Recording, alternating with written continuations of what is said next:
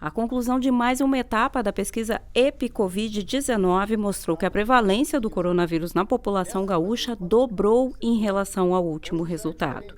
O estudo, coordenado pela Universidade Federal de Pelotas, a UFPEL, indica que 1 a cada 104 habitantes contraiu a doença.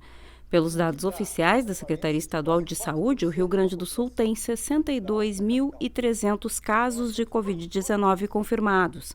A constatação de que a prevalência dobrou fez com que os pesquisadores reduzissem o prazo para a nova etapa da pesquisa, que ocorrerá em 3 semanas. Os dados do estudo foram apresentados pela coordenadora do Comitê de Dados do Governo do Estado, Leane Lemos, e pelo médico epidemiologista e professor da UFPEL, Fernando Barros. Os resultados da pesquisa normalmente são apresentados pelo governador Eduardo Leite, mas eles têm atividades restringidas a fim de se recuperar da Covid-19. Na primeira fase, nós tivemos 2 pessoas só positivas, nas 4.500 pessoas.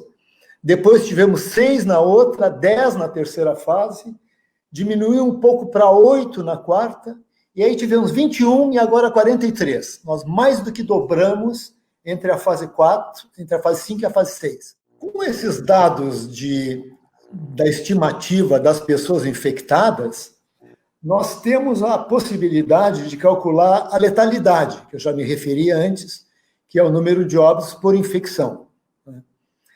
De acordo com os dados oficiais, com os dados notificados, o Estado tem 2,6% de mortalidade, certo? Mas se nós utilizamos a nossa estimativa de casos com base nos positivos, essa estimativa de letalidade cai, então, e passa a ser 1,4%, o que é alta de qualquer maneira.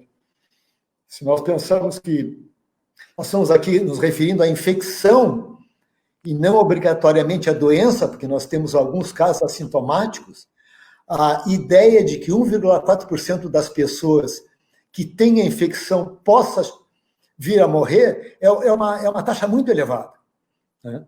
As infecções respiratórias costumam ter uma mortalidade que é muito mais baixa que essa. Para a análise, foram feitos 4.500 testes rápidos entre os dias 24 e 26 de julho em 9 cidades gaúchas: Canoas, Caxias do Sul, Ijuí, Passo Fundo, Pelotas, Porto Alegre, Santa Maria e Uruguaiana, onde foram descobertos 43 novos casos positivos. Comparando os dados de distanciamento social desta fase com a primeira etapa, feita em abril, o resultado mostra a maior alteração em relação às pessoas que declararam estarem sempre em casa. Caiu de 21,1% para 12,6%. O dado sobre quem diz sair diariamente aumentou de 20,6% para 33,3%. Os entrevistados que dizem só sair para atividades essenciais passaram de 58,3% para 54,1%. Nós começamos essa pergunta lá no primeiro inquérito, lá em abril, no meio do auge do distanciamento social, né, quando foi instaurado o distanciamento social do Estado, e aí nós tínhamos que, nesse tempo, nós tínhamos que 20% das pessoas saíam todo dia, né, e que 21% ficavam em casa todo o tempo. E se vocês olharem a curva ou as linhas vermelhas e verdes aqui do gráfico ao lado, vocês notam como, com a diminuição do distanciamento social, com as medidas de implantação do distanciamento social, vai relaxando um pouco a forma como as pessoas procedem. E antes nós tínhamos, então, 1 pessoa em 5 que saía de casa todos os dias, e nós temos agora que 1 pessoa em 3, são 33% das pessoas, saem de casa todos os dias. Por outro lado, nós tínhamos antes que mais de 20% das pessoas ficavam todo o tempo em casa, e agora nós temos um pouco mais de 10%. Então, mudou o perfil de distanciamento social do início de abril até essa fase nossa aqui de julho, não é? Ao mesmo tempo em que nós estamos notando, não é?